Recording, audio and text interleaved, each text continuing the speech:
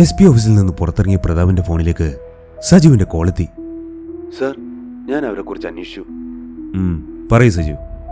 ഞാൻ സാറിനോട് നേരത്തെ പറഞ്ഞ പോലെ ആ വീട് കൂട്ടായി സുനിൽ വാങ്ങിയതാണ്. ഇപ്പോൾ അവിടെ താമസിക്കുന്നത് 2 സ്ത്രീകളാണ്. ഒരു ഐഷ, ഒരു ഫെമിന. അവരുമായിട്ട് കൂട്ടായിക്കുള്ള ബന്ധം എന്താണെന്നറിയില്ല. ഞാൻ ചോദിച്ചപ്പോൾ അവരോട് വാടകയ്ക്ക് താമസിക്കുന്നതെന്നാണ് പറഞ്ഞത്. ആ വീടിനടുത്തെങ്ങും മറ്റു വീടുകളൊന്നും ഇല്ലാത്തതുകൊണ്ട് ആർക്കും അവരെപ്പറ്റി ഒന്നും അറിയില്ല. ഞാൻ മെമ്പർ എന്ന ലെവലിൽ അവരോട് നേരിട്ട് ചോദിച്ചിട്ടാണ് ഇത്തരം കാര്യങ്ങൾ മനസ്സിലാക്കിയത്. Thank you Sajeev. അവരവിടെ നിന്ന് ഇറങ്ങുന്നത് കണ്ടാൽ ഉടനെ അനസിനെ വിളിച്ചു പറയണം. സജീവിന്റെ വിളിയും കാത്ത് അനസ് ടൗണിലുണ്ട്. ഞാൻ ജെട്ടി തന്നെ ഉണ്ട് സർ. അധികം വൈകാതെ അവർ വരാൻ സാധ്യതയുണ്ട്. ഞാൻ അവരുടെ വീട്ടിൽ ചെന്നപ്പോൾ അവരിവിടെ പോകാനായിട്ട് റെഡിയാവുമായിരുന്നു. അവരെ കണ്ട ഞാൻ അനസ് സാറിനെ വിളിച്ചിട്ട് പറഞ്ഞോളാം. എടോ, വൈകിട്ട് ചിലപ്പോൾ തൻ്റെ ഒരു സഹായം കൂടി എനിക്ക് വേണ്ടിവരും. അങ്ങനെ വന്നാൽ ഞാൻ തന്നെ വിളിക്കാം. എന്തായാലും സാർ വിളിക്കേ. എന്നെക്കൊണ്ട് കഴിയുന്ന പോലെ ഞാൻ സാറിനെ സഹായിക്കാം. ഓക്കെടോ. ഫോൺ കട്ടാക്കിയ പ്രതാപ് അനീഷിനോട് കാര്യങ്ങൾ പറഞ്ഞ ശേഷം വണ്ടിയെടുത്ത് യാത്രയായി. കുറച്ച് ദൂരം പിന്നിട്ട ശേഷം ഫോണിൽ മെസ്സേജ് വന്നപ്പോൾ വണ്ടി ഒതുക്കി ഫോണെടുത്ത് നോക്കി. അനസിന്റെ മെസ്സേജാണ് വന്നിരിക്കുന്നത്. തുറന്നു നോക്കിയപ്പോൾ ഐഷയും ഫെമിനിയും 10:30 മണിക്ക് ബോട്ട് ജെട്ടിയിലിറങ്ങും. കഥകളുടെ മായിക ലോകത്തിലേക്ക് എല്ലാവർക്കും സ്വാഗതം. പ്രതാപ് വാച്ചിൽ സമയം നോക്കി. സമയം 10:15. ഇനിയും 15 മിനിറ്റ് കൂടി ബാക്കിയുണ്ട് അവരെത്താൻ. പ്രതാപ് ഫോണെടുത്ത് അനസിനെ വിളിച്ചു. അനസേ, യാതൊരു കാരണവശാലും അവരനസിന്റെ കണ്ണിൽ നിന്ന് മിസ്സാകരുത്. അവരാരെയൊക്കെ കാണുന്നു, എവിടെയൊക്കെ പോകുന്നു എന്നത് കൃത്യമായിട്ട് എന്നെ അറിയിക്കണം. Okay sir. സർ, ബോട്ട് വരുന്നുണ്ട്. വിവരങ്ങൾ ഞാൻ സാറിന് മെസ്സേജിലൂടെ അറിയിക്കാം. ശരി സാർ. അനീഷേ, അവർ ടൗണിലെത്തിയിട്ടുണ്ട്. അനസ് അവരെ പിന്തുടരുന്നുണ്ട്. ഇതിന്റെ പിന്നിലുള്ളത് ആരൊക്കെയാണെന്ന് ഇന്ന് രാത്രിയോടെ നമുക്കറിയാൻ കഴിയും. സമയം കടന്നുപോയിക്കൊണ്ടിരുന്നു. ഐഷയുടെയും ഫെമിനയുടെയും ഓരോ നീക്കങ്ങളും അനസ് അതാത് സമയങ്ങളിൽ പ്രതാപിനെ വിളിച്ചറിയിച്ചുകൊണ്ടിരുന്നു. അതിനിടയിൽ അനസിന്റെ ഫോണിൽ നിന്നും വന്ന ഒരു മെസ്സേജിൽ ഒരു വണ്ടിയുടെ നമ്പർ ഉണ്ടായിരുന്നു. ഈ വണ്ടി ആരുടെ പേരാണെന്ന് അറിയണമെന്നുകൂടി ആ മെസ്സേജിലുണ്ടായിരുന്നു. പ്രതാപ് ഉടനെ അനീഷിനോട് പറഞ്ഞ് ആ വണ്ടിയുടെ ഡീറ്റെയിൽസ് എടുപ്പിച്ചു. വണ്ടിയുടെ ഓണറുടെ അഡ്രസ്സ് കണ്ട പ്രതാപും അനീഷും ആകെ ഞെട്ടിയിരുന്നു. ഇയാളും ഈ കേസിൽ ഉൾപ്പെട്ടിട്ടുണ്ടോ? വിശ്വസിക്കാൻ കഴിയുന്നില്ല. എന്തായാലും അനസ് വരട്ടെ, എന്നിട്ട് ബാക്കി അറിയാം. വൈകുന്നേരം 4 മണി കഴിഞ്ഞപ്പോൾ അനസ് പ്രതാപിന്റെ വീട്ടിലെത്തി. അനസിനെ കാത്തിരിക്കുകയായിരുന്ന പ്രതാപിനെയും അനീഷിനെയും സല്യൂട്ട് ചെയ്ത ശേഷം അവരുടെ മുന്നിലുള്ള ചെയറിൽ അനസ് ഇരുന്നു. അനസ്, എന്തായി പോയ കാര്യങ്ങൾ? സർ, അവർ 10:30 മണിയുടെ ബോട്ടിലാണ് ജെട്ടിയിൽ വന്നിറങ്ങിയത്. ആ ബോട്ടിൽ തന്നെ മെമ്പർ സജീവ് ഉണ്ടായിരുന്നു. സജീവ് അവരെ എനിക്ക് കാണിച്ചു തന്നു. അവര് ജെട്ടിയിൽ നിന്ന് അവരെ കാത്തു കിടന്നിരുന്ന ഒരു ടാക്സി കാറിലാണ് യാത്ര തുടങ്ങിയത്. ഞാൻ എൻ്റെ ബൈക്കിൽ അവരെ പിന്തുടർന്നു. അവർ നേരെ പോയത് ടൗണിലെ മജ്ലിസ് റെസ്റ്റോറൻറ്റിലേക്കാണ്. അവിടെ നിന്ന് അവർ ഭക്ഷണം കഴിച്ച ശേഷം നേരെ കൂട്ടായുടെ വീട്ടിലേക്ക് പോയി. 2 മണിക്ക് ശേഷമാണ് അവർ കൂട്ടായുടെ വീട്ടിൽ നിന്ന് പുറത്തിറങ്ങിയത്. അവരവിടെ എത്തിയിട്ട് 10 മിനിറ്റ് കഴിഞ്ഞ ശേഷം അവിടേക്ക് വന്ന കാറിൻ്റെ നമ്പറാണ് ഞാൻ സാറിന് അയച്ചു തന്നത്. ആ കാറിൽ അവിടെ വന്നയാൾ അവിടെ നിന്ന് ഇറങ്ങിയതിന് 5 മിനിറ്റിന് ശേഷമാണ് ഇവർ 2 ആൾ ഇറങ്ങിയത്. ഇവർ തിരികെ വരുന്നവരെ അവർ പോയ കാറ് അവരെയും കാത്ത് അവിടെ തന്നെ കിടന്നിരുന്നു. ആ കാറിൽ വന്നവരും ഇവർ 2 പേരും പിന്നെ കൂട്ടായുടെ വീട്ടിലുണ്ടായിരുന്നവരും അവർ തമ്മിൽ എന്തൊക്കെയോ ചർച്ചകൾ നടന്നിട്ടുണ്ട്. സാറേ, അവരാണ് ഈ കൊലപാതകങ്ങളുടെ പിന്നിലെന്നാണ് എൻ്റെ ഒരു നിഗമനം. അനസ് 2ാമത്തെ കാറിൽ വന്ന ആളെ കണ്ടിരുന്നോ? അയാളുടെ മുഖം കാണാൻ കഴിഞ്ഞില്ല സർ. പക്ഷേ ആ ശരീരം ഞാൻ എവിടെയോ കണ്ടതുപോലെ നല്ല പരിചയമുണ്ട്. അനസിന് വളരെ നന്നായി അറിയാവുന്ന ഒരാളാണ് ഇതിൻ്റെ പിറകിലുള്ളത്.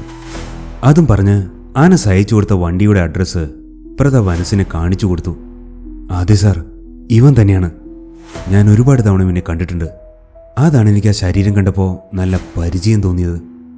പക്ഷേ ഇവനാണ് ഇതിന് പിന്നിലെന്ന് വിശ്വസിക്കാൻ കഴിയുന്നില്ല. ചിലപ്പോഴൊക്കെ അമിതമായ ആത്മവിശ്വാസവും മനുഷ്യരെ ചതിക്കുഴിയിൽ വീഴ്ത്തും. അതാണ് ഇവിടെ സംഭവിച്ചത്.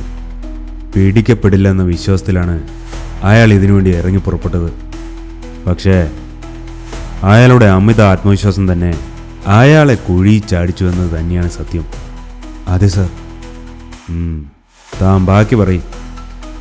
അവിടെ നിന്നിറങ്ങിയവർ നേരെ ടൗണിലെ തുണിക്കടയിൽ കയറിയിട്ട് കുറേ വസ്ത്രങ്ങളൊക്കെ വാങ്ങിയ ശേഷം 3:30 ബോട്ടിൽ തിരികെ തുരുത്തിലേക്ക് പോയി. അവർ കയറിയ ബോട്ട് ജെട്ടിയിൽ നിന്ന് പുറപ്പെട്ട ശേഷമാണ് ഞാൻ അവിടെ നിന്ന് തിരിച്ചത്. Very good Anas. ഇന്ന് നടന്ന കാര്യങ്ങളെല്ലാം ഷൂട്ട് ചെയ്തിട്ടില്ലേ? ഓ സർ, എല്ലാം എൻ്റെ ക്യാമറയിൽ ഷൂട്ട് ചെയ്തിട്ടുണ്ട്. അവരിപ്പോൾ അവിടെ എത്തിയിട്ടുണ്ടാവോ? അരമണിക്കൂറായില്ലേ സാർ പോയിട്ട്? ഇപ്പോൾ അവരോട് എത്തിയിട്ടുണ്ടാവും. ഞാൻ സജീവിനെ വിളിച്ചിട്ട് അവരെ നിരീക്ഷിക്കാൻ ഏൽപ്പിക്കട്ടെ. അവരവിടെ നിന്ന് ഇറങ്ങിയാൽ അപ്പോൾ തന്നെ എന്നെ വിളിക്കാൻ ഏർപ്പാട് ചെയ്യണം. പ്രതാപ് ഫോണിൽ സജീവിനോട് അവരെ നിരീക്ഷിക്കാനും ആ വീട്ടിലേക്ക് ആരെങ്കിലും വരികയോ പോവുകയോ ചെയ്താൽ ഉടനെ അറിയിക്കാനും ഏൽപ്പിച്ചു. സജീവുമായുള്ള സംഭാഷണം അവസാനിപ്പിച്ച് പ്രതാപ് അനീഷിനോടും അനസിനോടുമായി പറഞ്ഞു, ഇപ്പോൾ നമ്മൾ പിരിയുന്നു. രാത്രി 8 മണിക്ക് നമ്മൾ സ്റ്റേഷനിൽ വെച്ച് വീണ്ടും കാണുന്നു. എൻ്റെ നിർദ്ദേശപ്രകാരമാണ് ഇന്നത്തെ ഓപ്പറേഷൻ എന്നത് അവിടെ വരുന്നവരിൽ ആരും അറിയരുത്. അവരിൽ കൊലപാതകളുടെ ചാരന്മാരുണ്ടെങ്കിൽ അവരെ രക്ഷപ്പെടാനുള്ള സാധ്യത കൂടുതലാണ്. പിന്നെ ഇപ്പം മുതൽ നമ്മൾ വീണ്ടും കാണുന്നത് വരെ നമ്മൾ 3 പേരും എപ്പോഴും ഫോണിൽ തന്നെ ഉണ്ടായിരിക്കണം. ടൗണിൽ നിന്ന് പുറത്തേക്ക് പോരുത്. വിളിച്ചാൽ നിമിഷങ്ങൾക്കുള്ളിൽ നമുക്ക് മീറ്റ് ചെയ്യാൻ കഴിയുന്ന ദൂരത്ത് നമ്മൾ ഉണ്ടാവുകയും വേണം. ഓക്കെ അല്ലേ? തീർച്ചയായും സർ, 2 പേരും ഒരേ സ്വരത്തിൽ പറഞ്ഞു. അപ്പോൾ ഇന്ന് രാത്രിയോടെ പുഴയക്കര ഗ്രാമത്തിലെ കൊലയാളികളെ പിടികൂടി നിയമത്തിന് മുന്നിലെത്തിക്കുന്നു. എങ്കിൽ നിങ്ങൾ വിട്ടോ. ഇരുന്നിടത്തു നിന്ന് എഴുന്നേറ്റ് അനീഷും മനസ്സും പ്രതാപിനെ സല്യൂട്ട് ചെയ്ത ശേഷം പുറത്തേക്ക് നടന്നു. പ്രതാപ് ഉടനെ SP ഫോണിൽ വിളിച്ച് ഇന്ന് നടന്ന കാര്യങ്ങളെല്ലാം ധരിപ്പിച്ചു. കൂട്ടായി സുനിലിന്റെ വീട്ടിൽ വന്ന വണ്ടിയെക്കുറിച്ചും അതിലവിടെ വന്ന ആളെക്കുറിച്ചും എല്ലാം വിശദമായി സംസാരിച്ചു. ആ ആളെ ഈ കൊലപാതകങ്ങളുമായി ബന്ധപ്പെടുത്താനുള്ള തെളിവുകൾ ലഭിച്ചാൽ അദ്ദേഹത്തെ അറസ്റ്റ് ചെയ്യാനുള്ള അനുവാദത്തിനായി DGPയോട് സംസാരിക്കുവാനും DGP മുഖേന മുഖ്യമന്ത്രിയുടെ കയ്യിൽ നിന്നും പെർമിഷൻ വാങ്ങിക്കാനും അദ്ദേഹം SP യോട് അഭ്യർത്ഥിച്ചു. പ്രതാപ് പറഞ്ഞ കാര്യങ്ങളെ കൂട്ടിയിണക്കിക്കൊണ്ട് DGPയുമായി സംസാരിക്കാമെന്ന് SP സമ്മതിച്ചു. ഇന്ന് രാത്രിയിൽ ഓപ്പറേഷനുള്ള എല്ലാ ഒരുക്കങ്ങളെക്കുറിച്ചും ഒരിക്കൽ കൂടി അവർ തമ്മിൽ സംസാരിച്ച് ഉറപ്പാക്കിയ ശേഷം ആ ഫോൺ വിളി അവസാനിപ്പിച്ചു. അതിനുശേഷം പ്രതാപ് സജീവിനെ വിളിച്ചു. സജീവ്, താൻ എനിക്കൊരു ഉപകാരം കൂടി ചെയ്യണം. ഇന്ന് രാത്രി നമ്മൾ നേരത്തെ സംസാരിച്ച വീടിൻ്റെ കടവിൽ നീല കൊടി വെച്ചൊരു വെളുത്ത ബോട്ടെത്തിയാൽ എന്നെ അറിയിക്കാൻ ഏർപ്പാട് ചെയ്യണം. എന്താ അതിന് ചെയ്യാൻ കഴിയുക? അത് സാറേ, നമ്മുടെ പിള്ളേര് രാത്രി പുഴയിൽ കക്ക വരാൻ പോകുന്നവരുടെ കൂട്ടത്തിലുണ്ട്. അവരോട് ഇന്ന് ആ ഭാഗത്ത് കക്ക വരാൻ പറയാം. അപ്പോൾ ബോട്ട് വന്ന് അറിയാൻ കഴിയും. അവരോട് എന്നെ വിളിച്ച് പറയാം. അവരെന്നെ വിളിച്ചാൽ ഞാൻ സാറിനെ അപ്പം തന്നെ വിളിക്കാം. അതൊക്കെ അങ്ങനെ മതി. പിന്നെ 8:30 ബോട്ടിൽ താൻ ടൗണിലേക്ക് വരണം. തന്നെ കൊണ്ട് എനിക്കൊരു ആവശ്യമുണ്ട്. ശരി സാർ. സാർ ആദ്യം പറഞ്ഞ കാര്യം സെറ്റാക്കിയിട്ട് 8:30 ബോട്ടിന് ഞാൻ ടൗണിലേക്ക് വരാം.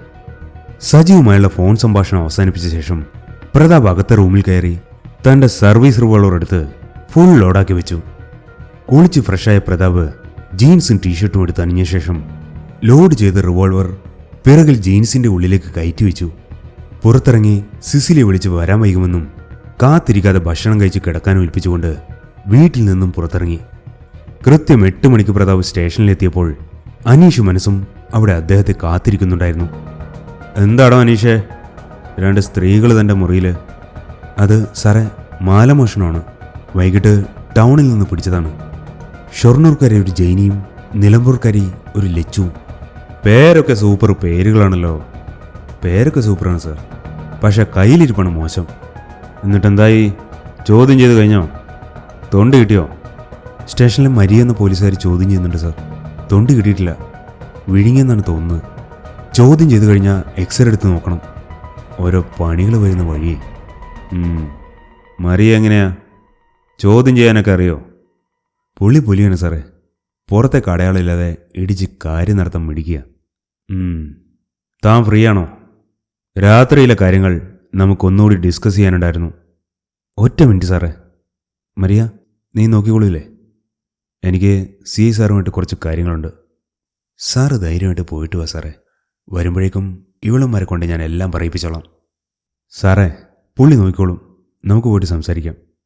എങ്കിൽ നിങ്ങൾ 2 പാടോ. നമുക്ക് മുകളിലെ റൂമിലിരിക്കാം. മുകളിലെ റൂമിൽ കയറിയ 3 പേരും ഇന്നത്തെ ബാക്കി പ്ലാനുകളെക്കുറിച്ച് ചർച്ച ആരംഭിച്ചു. നമുക്ക് 2 ഗ്യാങ്ങായിട്ട് തിരിഞ്ഞ ശേഷം ഇന്നത്തെ ഓപ്പറേഷൻ പ്ലാൻ ചെയ്യാം. ഒന്നിൻ്റെ ലീഡർ അനീഷും മറ്റേ ഗ്യാങ് ഞാനും ലീഡ് ചെയ്യാം. അനീഷും 5 പോലീസുകാരും സജീവ് വന്ന ശേഷം സജീവിൻ്റെ കൂടെ ആ വീടിൻ്റെ മറുവശത്ത് കൂടി ആ പറമ്പിൽ കയറിയിട്ട് വീടിന് ചുറ്റുപാടായിട്ട് നിൽക്കണം. ഞാനും മനസ്സും ബാക്കി പോലീസുകാരും കടവിലിറങ്ങി ഇപ്പുറം വഴി വീടിൻ്റെ അടുത്തേക്ക് വരാം. എൻ്റെ സിഗ്നൽ കിട്ടിയാൽ ഒരേ സമയം ആ വീടെല്ലാവരും കൂടി വളയണം. പരമാവധി ബഹളങ്ങളൊന്നുമില്ലാതെ തന്നെ അവരെ നമുക്ക് അറസ്റ്റ് ചെയ്യാൻ കഴിയണം. അറസ്റ്റ് ചെയ്യുമ്പോൾ അവരുടെ കയ്യിലുള്ള കെമിക്കലൂടെ എടുക്കാൻ മറക്കരുത്. അതാണ് നമുക്കുള്ള ഏറ്റവും വലിയ തെളിവ്.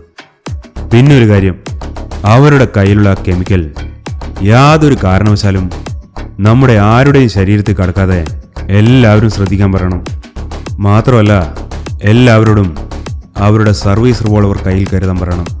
അത്രയ്ക്ക് ആവശ്യം വന്നാൽ മാത്രമേ അത് ഉപയോഗിക്കാൻ പാടുള്ളൂ. അതും കാൽമുട്ടിന് താഴെ മാത്രം വെടിവെക്കുക.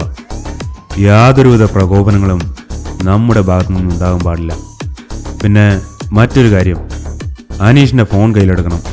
എൻ്റെ നിർദ്ദേശങ്ങൾ മെസ്സേജ് ആയിട്ടായിരിക്കും നിങ്ങൾക്ക് വരിക. ഫോൺ സൈലൻ്റ് ആക്കിയ ശേഷം വൈബ്രേഷൻ മോഡ് ഓണാക്കിയിടുക. Excuse me sir. വാതിലിൻ്റെ അടുത്തു നിന്ന് ശബ്ദം കേട്ട് അവർ തിരിഞ്ഞു നോക്കി. അകത്തേക്ക് കയറി വന്ന മരിയ അനീഷിനെ സല്യൂട്ട് ചെയ്തു. എന്താ മരിയ, അവളുമാരെ കുറ്റം സമ്മതിച്ചോ?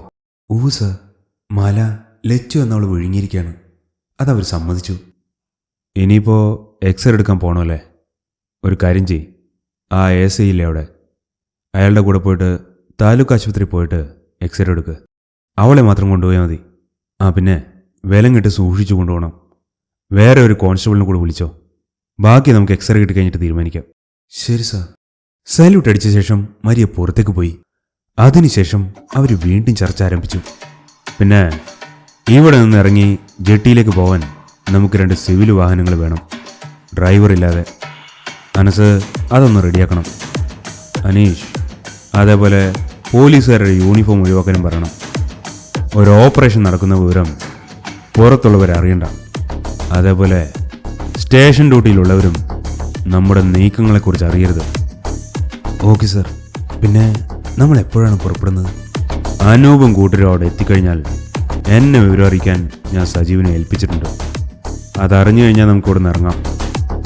8:30 മണിയുടെ ബോട്ടിൽ സജീവ് ഇവിടെ എത്തും. അത് കഴിഞ്ഞാൽ സജീവിനെ നമുക്ക് കൂടെ കൂട്ടാം. ഒരു കാര്യം കൂടി, വരുന്ന പോലീസുകാരെ നിങ്ങൾ അനീഷിൻ്റെ മുറിയിൽ കയറ്റി അവരുടെ വീട്ടുകാരെ വിളിച്ച് പറഞ്ഞ ശേഷം മൊബൈൽ ഫോണുകൾ വാങ്ങിവെക്കണം. നമ്മുടെ ലക്ഷ്യം ഒരു കാരണവശാലും ലീക്കാകാനുള്ള ചാൻസ് കൊടുക്കരുത്. Be careful. Okay sir. താഴെ എത്തിയ അനീഷ് വന്നിരിക്കുന്ന പോലീസുകാരെല്ലാം വിളിച്ച് റൂമിൽ കയറ്റി. പ്രതാപ് പറഞ്ഞതുപോലെ എല്ലാവരെ കൊണ്ടും വീട്ടിലേക്ക് വിളിപ്പിച്ച ശേഷം അവരുടെ മൊബൈൽ ഫോണുകൾ വാങ്ങി ലോക്കറിൽ വെച്ച് പൂട്ടി. മുകളിലെ ഡ്രസ്സിംഗ് റൂമിൽ കയറിയ എല്ലാവരും സിവിൽ ഡ്രസ് എടുത്തണിഞ്ഞു. 9 മണി കഴിഞ്ഞപ്പോൾ ജെട്ടിയിലിറങ്ങിയ സജീവ് പ്രതാപിനെ വിളിച്ചു. സാർ, ഞാൻ ജെട്ടിയിലെത്തിയിട്ടുണ്ട്. ഞാൻ എന്താ ചെയ്യേണ്ടത്? ഓക്കെ സജീവ്, താൻ അവിടെ തന്നെ വെയിറ്റ് ചെയ്തോ. ഞാൻ ഇവിടെ നിന്ന് ഇറങ്ങുമ്പോൾ സജീവിനെ വിളിക്കാം. ബോട്ടിൻ്റെ കാര്യം പറഞ്ഞ് അവരെ വിളിച്ചായിരുന്നോ? ഇതുവരെ അവരെത്തിയിട്ടില്ല സാർ. സാറിനെ ഞാൻ വിളിക്കുന്നതിന് മുന്നേ അവരെ വിളിച്ചിരുന്നു. സാർ, ഒരു മിനിറ്റ്. അല്പനേരത്തെ നിശബ്ദതയ്ക്ക് ശേഷം, സാർ, ബോട്ട് എത്തിയെന്ന് തോന്നുന്നു. അവർ വിളിക്കുന്നുണ്ട്. അവരോട് സംസാരിച്ചതിന് ശേഷം ഞാൻ സാറിനെ തിരിച്ചു വിളിക്കാം. ഓക്കെ സജീവ്. ഫോൺ കട്ടാക്കിയ ശേഷം പ്രതാപ് അനീഷിൻ്റെ റൂമിൽ കയറി. അനീഷേ. സർ. പോകാനുള്ള ബോട്ട് എവിടെയാണ്? പോലീസ് ബോട്ട് ഇടുന്ന ജെട്ടിയിൽ അവർ കെട്ടിയിട്ടുണ്ട് സർ. അതെവിടെയാടോ? യാത്രാ ബോട്ടുകൾ പോകുന്ന ജെട്ടി എത്തുന്നതിന് കുറച്ച് മുൻപാണ്. ഡ്രൈവർമാരോ? അവരിവിടെയുണ്ട് സാർ. ഓക്കെ, എല്ലാവരോടും റെഡിയാവാൻ പറയൂ. പറഞ്ഞു കഴിയലും പ്രതാപിൻ്റെ ഫോണിലേക്ക് സജീവിൻ്റെ കോളെത്തി. ഓക്കെ സജീവ്, താൻ അവിടെ തന്നെ നിന്നോ. ഞങ്ങൾ ദാ ഇറങ്ങി. ബാക്കിയെല്ലാം ഞാൻ അവിടെ വന്നിട്ട് പറയാം. അനീഷേ, ബോട്ട് അവിടെ എത്തി. Get ready fast. അനീഷിന് ഞാൻ പറഞ്ഞതെല്ലാം ഓർമ്മയുണ്ടല്ലോ? നമ്മൾ ഡിസ്കസ് ചെയ്ത പോലെ തന്നെ എല്ലാം നടക്കണം. ഞാൻ SP വിളിച്ച ശേഷം ജെട്ടിയിൽ സജീവിൻ്റെ അടുത്തേക്ക് പോകും. നിങ്ങൾ നേരെ നമ്മുടെ ബോട്ട് കിടക്കുന്ന സ്ഥലത്തേക്ക് വന്നാൽ മതി. ഞാൻ സജീവിനെ കൂട്ടി അങ്ങോട്ട് വന്നേക്കാം. അനീഷിനോടെല്ലാം പറഞ്ഞേൽപ്പിച്ച ശേഷം പ്രതാപ് പുറത്തേക്കിറങ്ങി. പുറത്തിറങ്ങിയ പ്രതാപ് SP വിളിച്ച് ഇതേവരെയുള്ള എല്ലാ കാര്യങ്ങളും ഓപ്പറേഷൻ്റെ പ്ലാനും അറിയിച്ചു. തുടർന്ന് സജീവിനെ വിളിച്ച് സജീവ് നിൽക്കുന്ന സ്ഥലം കൃത്യമായി മനസ്സിലാക്കിയ ശേഷം അങ്ങോട്ടേക്ക് പുറപ്പെട്ടു. വെയിറ്റ് ചെയ്തിരുന്ന സ്ഥലത്ത് നിന്ന് സജീവിനെയും കയറ്റി പ്രതാപിൻ്റെ ബുള്ളറ്റ് പോലീസ് ബോട്ടുകൾ പാർക്ക് ചെയ്തിരിക്കുന്ന ജെട്ടിയെ ലക്ഷ്യമാക്കി പുറപ്പെട്ടു. ജെട്ടിയിലെത്തിയ പ്രതാപ് സജീവിനോട് അവരുടെ എല്ലാ പ്ലാനുകളും പറഞ്ഞു. സജീവും അനീഷും സംഘവും ചെയ്യേണ്ട കാര്യങ്ങളും എല്ലാം പറഞ്ഞേൽപ്പിച്ച് കഴിഞ്ഞപ്പോഴേക്കും പ്രതാപിൻ്റെ ഫോണിലേക്ക് അനീഷിൻ്റെ മെസ്സേജ് എത്തി. അനീഷും സംഘവും റെഡിയാണെന്ന കാര്യം മെസ്സേജിലൂടെ അറിയിച്ചു. 5 പോലീസുകാരെയും മനസ്സിനെയും വഹിച്ചുകൊണ്ട് ഒരു ബൊലേറോയും അനീഷിനെയും 5 പോലീസുകാരെയും വഹിച്ചുകൊണ്ട് ഒരു ഇന്നോവയും ആ പോലീസ് സ്റ്റേഷന്റെ മുറ്റത്ത് നിന്ന് പൊട്ടി പറത്തിക്കൊണ്ട് ഗേറ്റ് കടന്ന് പുറത്തേക്ക് പോയി. പോലീസ് ബോട്ടിനടുത്ത് 2 സംഘങ്ങളെയും കാത്ത് പ്രതാപും സജീവും നിൽക്കുന്നുണ്ടായിരുന്നു. ഒരു ബോട്ടിൽ അനസും 5 പോലീസുകാരും, മറ്റേ ബോട്ടിൽ അനീഷും സജീവും ബാക്കി 5 പോലീസുകാരും കയറി. അനീഷും സംഘവും കയറിയ ബോട്ട് ആദ്യം തന്നെ ജെട്ടിയിൽ നിന്ന് പുറപ്പെട്ടു. അവർ പുറപ്പെട്ട് 5 മിനിറ്റിന് ശേഷമാണ് പ്രതാപും സംഘവും കയറിയ ബോട്ട് പുറപ്പെട്ടത്. ബോട്ട് ജെട്ടിയിൽ നിന്ന് പുറപ്പെട്ട ശേഷം പ്രതാപിന്റെ ഫോണിലേക്ക് അനീഷിന്റെ മെസ്സേജ് വന്നു.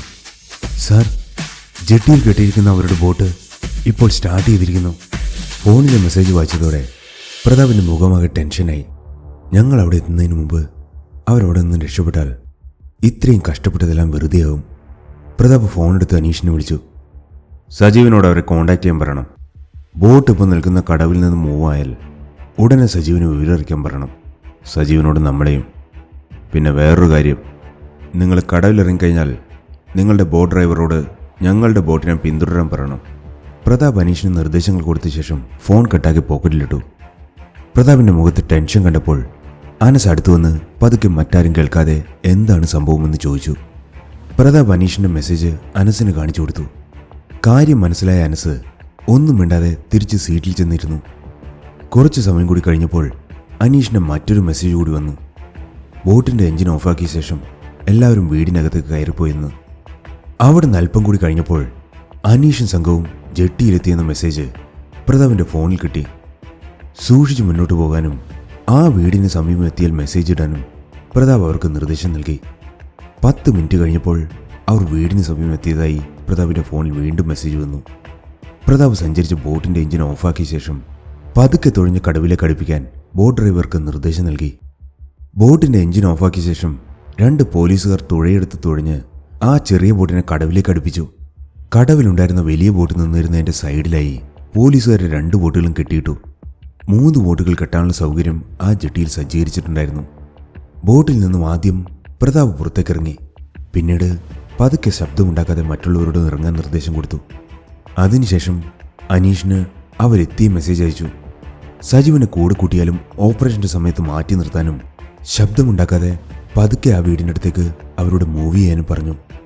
കടവിൽ നിന്നും പ്രതാപ് ആ വീടിന്റെ അടുത്തേക്ക് എത്തിയപ്പോഴേക്കും അനീഷ് അവിടെ എത്തിയിരുന്നു. വീടിന് ചുറ്റും കൂരിട്ടായിരുന്നു. പുറത്തുള്ള ഒറ്റ വെളിച്ചം പോലും അവർ ഓണാക്കിയിരുന്നില്ല. വീടിനകത്തും കാര്യമായ വെളിച്ചമൊന്നും ഉണ്ടായിരുന്നില്ല.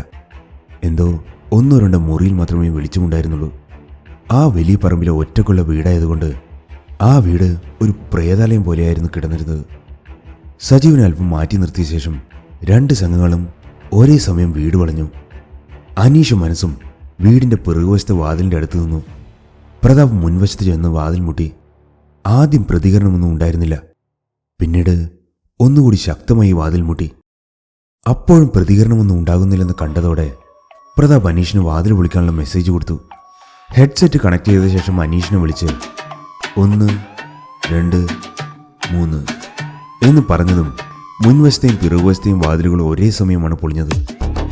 തകർന്ന വാതിലുകളിലൂടെ ഒരേ സമയം എല്ലാ പോലീസുകാരും അകത്തേക്ക് ഇരച്ചു കയറി. എല്ലാ റൂമിലും കയറി പരിശോധന നടത്തിയ പോലീസുകാർ അകത്തൊളിച്ചിരുന്ന 2 വനിതകളടക്കം 8 പേരെയും പിടിച്ച് ആ വീടിന്റെ നടുമുറിയിൽ നിർത്തി. അതിനുശേഷം കുറച്ചുപേർ മുറികളിൽ പരിശോധന നടത്തി. അവിടെ ഉണ്ടായിരുന്ന കെമിക്കലുകൾ, മൊബൈൽ ഫോണുകൾ, ആളുകളെ പേടിപ്പെടുത്താൻ ഉപയോഗിച്ചിരുന്ന മുഖംമൂടികൾ എല്ലാം എടുത്തുകൊണ്ടുവന്ന് നടുമുറിയിൽ പിടിച്ചവരുടെ അടുത്ത് തന്നെ വെച്ചു. എല്ലാവരുടെയും കൈകൾ പരസ്പരം വിലങ്ങുവെച്ച് ബന്ധിച്ചു. അതിൽ ഐഷയുടെയും ഫെമിനയുടെയും കൈകൾ വേറെ വേറെ ബന്ധിച്ചു. അവർക്ക് പിന്നിലായി കൂട്ടത്തിലുണ്ടായിരുന്ന 2 വനിതാ പോലീസുകാർ നിലയുറപ്പിച്ചു. അവിടെ കിടന്നിരുന്ന ഒരു കസേരയെടുത്ത് പ്രതാപ് അവർക്ക് അരികിലേക്ക് നീക്കിയിട്ടുകൊണ്ട് അവരെ ചോദ്യം ചെയ്യാൻ ആരംഭിച്ചു. നിങ്ങളിൽ ആരാണ് ഐഷ? 2 സ്ത്രീകളിൽ വലതുവശത്ത് നിന്നിരുന്നവൾ കൈ ഉയർത്തി. ശേഷം മറ്റുള്ളവളെ ചൂണ്ടിക്കാണിച്ചുകൊണ്ട് പ്രതാപ് പറഞ്ഞു, അപ്പോ നീ ഫെമിന അല്ലേ? അവൾ അതേ എന്ന അർത്ഥത്തിൽ തലയാട്ടി. തുടർന്ന് നിരത്ത് നിർത്തിയിരിക്കുന്ന പുരുഷന്മാരുടെ നേരെ തിരിഞ്ഞുകൊണ്ട്, നിങ്ങളിൽ ആരടാ അനൂപ് എന്ന ചോദ്യത്തിന് കൂട്ടത്തിൽ മെലിഞ്ഞൊരുത്തൻ കൈ ഉയർത്തി. നിന്റെ വട്ടപ്പേരെന്താടാ? അയ്യസാറോ അനൂപ്. ഞങ്ങൾ വാതിൽ മുട്ടിയിട്ട് നീയൊക്കെ എന്താടാ തുറക്കാതിരുന്നേ? ഐഷയാണ് മറുപടി കൊടുത്തത്. അനക്കമില്ലാതാകുമ്പോൾ ഇവിടെ ആരുമില്ലെന്ന് കരുതി വന്നവർ തിരിച്ചു പോകുമെന്ന് കരുതി. നിങ്ങളെവിടെ ഉണ്ടെന്ന് മനസ്സിലാക്കി വരുന്നവർ നിങ്ങളെ കൂടാതെ തിരിച്ചു പോകുമെന്ന് കരുതിയോ? അനീഷേ, എല്ലാം പാക്ക് ചെയ്തെടുത്തോ. പ്രത്യേകിച്ച് ആ സിറിഞ്ചും മരുന്ന് കുപ്പികളും മിക്സ് ചെയ്തതും ചെയ്യാത്തതും വേറെ വേറെ പാക്ക് ചെയ്യണം. വീട് പൂട്ടാൻ കഴിയാത്തതുകൊണ്ട് ഒരു 4 പോലീസുകാർ ഇവിടെ നിൽക്കട്ടെ. ബാക്കി ചോദ്യോത്തര പരിപാടിയൊക്കെ നമ്മൾ നമ്മുടെ വീട്ടിൽ ചെന്നതിന് ശേഷം. അതിനുശേഷം പുറത്തു നിന്നിരുന്ന പോലീസുകാരനോട്, എടോ, ആ പുറത്തു നിൽക്കുന്ന ആളെ ഇങ്ങോട്ട് വിളിച്ചേ എന്ന് പറഞ്ഞ് സജീവിനെ വിളിപ്പിച്ചു. അനീഷേ, ഇവന്മാരെ ബോട്ടിൽ കയറ്റിക്കോ. നമ്മുടെ ഡ്രൈവർമാരിൽ ഒരാളോട് ഇവരുടെ ബോട്ട് ഓടിക്കാൻ പറയണം. കാരണം ആ ബോട്ട് നമ്മൾ കസ്റ്റഡിയിൽ എടുക്കേണ്ടതാണ്. നമ്മുടെ ഒരു ബോട്ട് കൂടെ കിടക്കട്ടെ. മറ്റേ ബോട്ടിൽ 1-2 പോലീസുകാർ തേച്ചു പോരട്ടെ. അവരുടെ അടുത്തു നിന്ന് മാറിയ പ്രതാപ് പോലീസുകാർക്ക് വേണ്ട നിർദ്ദേശങ്ങൾ നൽകി ആ വീടിന് കാവൽ നിൽക്കാൻ ഏൽപ്പിച്ചു. പ്രതികളെ പിടിച്ചത് കണ്ട സജീവിന്റെ മുഖത്ത് വലിയൊരു ഭീതി ഒഴിഞ്ഞ ആശ്വാസം കണ്ടു. സജീവിനെ അടുത്തേക്ക് വിളിച്ച്, താൻ ഇവിടെ ഉണ്ടാവുമോ അതോ വീട്ടിലേക്ക് പോവാണോ? സാറ് പറയുന്ന പോലെ വീട്ടിലപ്പുറത്ത് ചേച്ചി വന്ന് കിടക്കുന്നുണ്ടാവും. തനിക്ക് വേറെ പ്രശ്നമൊന്നുമില്ലെങ്കിൽ താൻ ഇന്ന് രാത്രി കൂടി ഇവരുടെ കൂടെ നിൽക്കുന്നതാണ് നല്ലത്. ഇവന്മാർ പിടിയിലായെങ്കിലും ഇനി ആരെങ്കിലും പുറത്തുണ്ടോ എന്ന് പറയാൻ കഴിയില്ല. അവന്മാർ ചിലപ്പോൾ ഇനിയും ഉപദ്രവം ഉണ്ടാക്കില്ലെന്ന് ഉറപ്പ് പറയാൻ കഴിയില്ല. അതുകൊണ്ട് താൻ നേരം വെളുത്ത ശേഷം പോയാൽ മതി. ശരി സാർ. ആ, രാവിലെ അനീഷും വേറെ കുറച്ച് ആളുകളും വരും. ഈ വീടും ചുറ്റുപാടും ഒന്നുകൂടി ഒന്ന് പരിശോധിക്കണം. താൻ അവർക്കെന്തെങ്കിലും ആവശ്യം വന്നാൽ സഹായിക്കണം. ഓക്കെ സാർ, ഞാൻ രാവിലെ വീട്ടിൽ പോയിട്ട് തിരിച്ചിങ്ങോട്ട് തന്നെ വരാം. ഞാൻ വരുന്നതിന് മുന്നേ സാറ് വരുന്നുണ്ടെങ്കിൽ എന്നെ ഒന്ന് വിളിച്ചാൽ മതി. ഞാൻ വന്നേക്കാം. അപ്പോൾ എല്ലാം പറഞ്ഞതുപോലെ. അനീഷേ, എല്ലാത്തിനെയും പിടിച്ച് കയറ്റിക്കോ. ഡ്രൈവറോട് ബോട്ട് എടുക്കാൻ പറയും. അനീഷും പോലീസുകാരും പ്രതികളെ കസ്റ്റഡിയിലെടുത്ത് ബോട്ടിനടുത്തേക്ക് നടത്തിച്ചു. വനിതാ പോലീസുകാർ ഐഷയുടെയും ഫെമിനയുടെയും 2 വശങ്ങളിലേക്ക് നടന്ന് അവരെയും ബോട്ടിലേക്ക് കയറ്റി. വീട്ടിൽ നിന്നും എടുത്ത സാധനങ്ങൾ വേറെ 2 പോലീസുകാർ ഒരു പെട്ടിയിലാക്കി അതും ബോട്ടിൽ കൊണ്ടുവച്ചു. പോലീസുകാരോട് സജീവനോട് ഒന്നുകൂടി കാര്യങ്ങൾ സംസാരിച്ച ശേഷം പ്രതാപം വന്ന ബോട്ടിൽ കയറി. നിമിഷങ്ങൾക്കകം ബോട്ടിന്റെ ഡ്രൈവറും കയറി. അവരവിടെ നിന്നും ജെട്ടിയിലേക്ക് യാത്ര തിരിച്ചു. അവരുടെ പിറകെ പോലീസുകാർ വന്ന ബോട്ടും. പ്രതാപ് SP വിളിച്ചു. സാർ. ആ, പറയടോ, എന്തായി? കഴിഞ്ഞു എല്ലാം? എല്ലാം കഴിഞ്ഞു സാർ. വലിയ ബഹളങ്ങളൊന്നുമില്ലാതെ തന്നെ എല്ലാവരെയും അറസ്റ്റ് ചെയ്യാൻ സാധിച്ചു. Very good. എത്ര പേരുണ്ട് അവർ? 2 സ്ത്രീകളുണ്ടെന്ന് ഞാൻ പറഞ്ഞിരുന്നില്ലേ? അവരുൾപ്പെടെ 8 പേരുണ്ട് സാർ. അവരെ എങ്ങോട്ടാണ് കൊണ്ടുപോകുന്നത്? ഇന്ന് രാത്രി മുഴുവൻ ഇവരെ ചോദ്യം ചെയ്യേണ്ടി വരും. എങ്കിലേ രാവിലെ ആകുമ്പോഴേക്കും ഇതിന് പിന്നിലുള്ളവരെ കൂടി അറസ്റ്റ് ചെയ്യാൻ കഴിയും. അതുകൊണ്ട് പോലീസ് ക്യാമ്പിലേക്ക് കൊണ്ടുവരാമെന്ന് കരുതുന്നത്. പിന്നെ ഇവരെ എല്ലാവരെയും കൊണ്ടുപോകാൻ എനിക്കൊരു വലിയ വണ്ടി വേണം സാർ. ഈ 2 കാര്യത്തിനും കൂടി അനുവാദം ചോദിക്കാനാണ് ഞാൻ സാറിനെ വിളിച്ചത്. ആ, അത് കുഴപ്പമില്ല. ഞാൻ ക്യാമ്പിൽ വിളിച്ചു പറയാം. 15 മിനിറ്റ് കൊണ്ട് വണ്ടി ജെട്ടിയിലെത്തും. പോരെ? Thank you sir. ഉണ്ടാകുന്ന പ്രോഗ്രസ് എല്ലാം ഞാൻ സാറിനെ അപ്പോൾ അറിയിക്കാം. പ്രതാപനെയും പ്രതികളെയും കൊണ്ടുള്ള ബോട്ട് പോലീസ് ജെട്ടിയിലെത്തിയപ്പോഴേക്കും SP അയച്ച പോലീസ് വാഹനം അവിടെ എത്തിയിരുന്നു. പാർക്ക് ചെയ്തിരുന്ന പോലീസ് വണ്ടിയിൽ എല്ലാവരെയും കയറ്റി ആ വാഹനം പോലീസ് ക്യാമ്പിനെ ലക്ഷ്യമാക്കി നീങ്ങി. അതിന്റെ പിറകിൽ തന്റെ ബുള്ളറ്റിൽ പ്രതാപവും അവരെ അനുഗമിച്ചു. 2 പോലീസുകാർ നേരത്തെ അവർ വന്ന വാഹനങ്ങൾ തിരിച്ച് സ്റ്റേഷനിലേക്ക് കൊണ്ടുപോയി. പോലീസ് ക്യാമ്പിൽ എത്തിയ വണ്ടിയിൽ നിന്ന് എല്ലാവരെയും ഇറക്കി. അനൂപിനെയും ഐഷയും ഫെമിനയും ഒഴികെയുള്ളവരെ ലോക്കപ്പ് ചെയ്തു. അവരെ 3 പേരെയും ചോദ്യം ചെയ്യുന്ന മുറിയിലേക്ക് കൊണ്ടുപോയി അവിടെയുള്ള കസേരയിലിരുത്തി. മേശയുടെ മുകളിലുണ്ടായിരുന്ന കുപ്പിയിൽ നിന്ന് വെള്ളമെടുത്ത് കുടിച്ച ശേഷം പ്രതാപ് വെള്ളം കുപ്പി അവർക്ക് നേരെ നീട്ടി. വെള്ളം വാങ്ങി കുടിച്ച ശേഷം അവർ പ്രതാപിനെ നോക്കി. അപ്പം നമുക്ക് തുടങ്ങാം അല്ലേ? ഞാൻ ചോദിക്കുന്ന ചോദ്യങ്ങൾക്ക് സത്യസന്ധമായ മറുപടി തന്നാൽ ദേഹം നോവാതെ നമുക്ക് ഈ പരിപാടി പെട്ടെന്ന് അവസാനിപ്പിക്കാം. അല്ലെങ്കിൽ ഇവിടെയുള്ള പോലീസുകാർക്ക് വെറുതെ കൈക്ക് പണിയുണ്ടാക്കരുത്. കേട്ടല്ലോ? പ്രതികളെ ഇടിക്കുന്നത് എനിക്ക് ഇഷ്ടമുള്ള കാര്യമല്ല. പക്ഷേ ഇടിക്കാൻ തുടങ്ങിയ കുടിച്ച മുലപ്പാൽ തുപ്പിച്ചിട്ടേ ഞാൻ നിർത്തുകയുള്ളൂ. അതുകൊണ്ട് ഇടി തുടങ്ങാൻ എന്നെ നിർബന്ധിക്കരുത്. അനീഷേ, വീഡിയോ റെക്കോർഡിംഗ് ഓക്കെ അല്ലേ? അതെ സാർ. അപ്പോൾ തുടങ്ങാം. 2 ചോദ്യങ്ങളാണുള്ളത്. ആരാണ് ഈ കൊലപാതകങ്ങൾക്ക് പുറകിൽ? അവരെന്തിനാണ് ഈ കൊലപാതകങ്ങൾ നടത്തുന്നത്? അറിയാവുന്ന മറുപടി വേഗം പറഞ്ഞു. അറിയില്ല, അങ്ങനെ ഒരാളില്ല എന്നൊന്നും പറയണ്ട. എല്ലാം മനസ്സിലാക്കിയ ശേഷമാണ് നിങ്ങളിവിടെ ഇരുത്തിയിരിക്കുന്നത്. കള്ളമല്ല സാർ. അവിടെ നടന്ന കൊലപാതകങ്ങളെക്കുറിച്ച് ഞങ്ങൾക്കൊന്നും അറിയില്ല സാർ. അനൂപാണ് മറുപടി നൽകിയത്. പ്രതാപ് പോക്കറ്റിൽ നിന്ന് മൊബൈൽ ഫോൺ എടുത്ത് കഴിഞ്ഞ ദിവസം അവരുടെ വീട്ടിൽ പോയപ്പോൾ കേട്ട സംഭാഷണം റെക്കോർഡ് ചെയ്തത് അവരെ കേൾപ്പിച്ചു കൊടുത്തു. ഇത് നിങ്ങളുടെ സംഭാഷണമല്ലേ? ഇനി എന്താണ് കള്ളം പറയാനുള്ളത്? അപ്പോൾ പറഞ്ഞോ, ഈ കൊലപാതകങ്ങൾക്ക് പിന്നിൽ ആരൊക്കെയാണ് ഉള്ളതെന്ന്. ഞങ്ങൾ മാത്രമേ ഉള്ളൂ സാർ. ഞങ്ങളുടെ പുറകിൽ വേറെ ആരുമില്ല സാർ. ഇന്നലെ പകല സമയത്ത് ഐഷയും ഫെമിനയും എവിടെയായിരുന്നു? ഞങ്ങൾ വീട്ടിൽ തന്നെ ഉണ്ടായിരുന്നു സാർ. അനസേ, ആ വീഡിയോ ഒന്ന് പ്ലേ ചെയ്ത്. അനസിൻ്റെ മൊബൈലിൽ ഇന്നലെ എടുത്ത് അവരുടെ വീഡിയോ പ്ലേ ചെയ്തു. വീഡിയോ കണ്ടതോടെ അവരുടെ മുഖം മാറി. ഇനി പറയടി, ഇന്നലെ നിങ്ങൾ എവിടെയായിരുന്നു? ഞങ്ങൾ ഇന്നലെ ടൗണിൽ പോയതാണ് കുറച്ച് സാധനങ്ങൾ വാങ്ങിക്കാൻ. മര്യാദക്ക് ചോദിച്ചാൽ നിനക്കൊന്നും മറുപടിയില്ല അല്ലേ? ചോദിക്കേണ്ട മാതിരി ഞാൻ ചോദിച്ചോളാം. അപർണ, പ്രതാപ് വിളിച്ചു. അകത്തു നിന്ന് ഒരു പോലീസുകാരി കടന്നു വന്നു. 10 മിനിറ്റിനുള്ളിൽ ആരാണ് ഇതിൻ്റെ പിന്നിലെന്ന് എനിക്കറിയണം. നിനക്കിവരെ എന്ത് വേണമെങ്കിലും ചെയ്യാം. ശരീരത്തിൻ്റെ പുറമെ മുറിവൊന്നും ഇല്ലാതിരുന്നാൽ മതി. സുറുമിയെ കൂടി വിളിച്ചോ. അവളാകുമ്പോൾ ചോദ്യം ചെയ്യലിനൊരു മയം ഉണ്ടാവില്ല. അനീഷേ, അവനെടുത്തോ. അവനെ കൊണ്ട് നമുക്ക് വേറെ കുറച്ച് ചോദ്യങ്ങൾക്കുള്ള ഉത്തരങ്ങൾ പറയിക്കാനുണ്ട്. അനൂപിൻ്റെ നേരെ ചൂണ്ടി പ്രതാപ് പറഞ്ഞ ശേഷം ആ മുറിയിൽ നിന്ന് പുറത്തേക്കിറങ്ങി. അപർണ സുറുമിയെ വിളിക്കാൻ അവരുടെ പുറകെ പുറത്തേക്ക് പോയി. അപർണ സുറുമിയും കാണാൻ അധികം വണ്ണമൊന്നുമില്ലെങ്കിലും കേരള പോലീസിലെ വനിതാ പോലീസുകാരിൽ ചോദ്യം ചെയ്യുന്നതിന് പേര് കേട്ടവരാ. സ്ത്രീകളായ പ്രതികളോട് യാതൊരു മനുഷ്യത്വവും ഇല്ലാതെ ചോദ്യം ചെയ്യുന്നവർ. നഖങ്ങൾക്കിടയിൽ സൂചി കയറ്റുക, ഗരുഡൻ തൂക്കം നടത്തുക, പുറമെ മുറിവുകളില്ലാതെ ശരീരത്തെ വേദനിപ്പിക്കുക തുടങ്ങിയവയാണ് പ്രധാന പരിപാടികൾ. അവർ ദേഹത്ത് കൈവെക്കാൻ തുടങ്ങിയ സത്യമറിഞ്ഞ ശേഷമേ പിന്നെ ആ കൈയെടുക്കുകയുള്ളൂ. അതിനിടവരുത്താതെ ഉള്ളത് വേഗം പറഞ്ഞാൽ തടി കേടാകാതെ കിട്ടും. അവർ നിങ്ങളെ കൊണ്ട് എന്തായാലും സത്യം പറയിക്കും, അതിൽ യാതൊരു സംശയവും വേണ്ട. അവരുടെ അടുത്ത് നിന്ന് അനസ് ചോദ്യം ചെയ്യാൻ വരുന്നവരെക്കുറിച്ച് അവർക്ക് വിശദീകരിച്ചു കൊടുത്തു. അകത്തേക്ക് വന്ന അപർണയും സുറുമിയും, അനസാറെ അപ്പം തുടങ്ങല്ലേ? നിങ്ങൾ തുടങ്ങിക്കോ, ഞാൻ പുറത്തുണ്ടാവും. വീഡിയോ ക്യാമറ ഞാൻ ഓഫാക്കുന്നുണ്ട്. കഴിയുമ്പോൾ പറഞ്ഞാൽ മതി, ഞാൻ വന്ന് ഓണായിക്കോളാം. അവരോട് പറഞ്ഞതിന് ശേഷം അനസ് പുറത്തേക്കിറങ്ങി.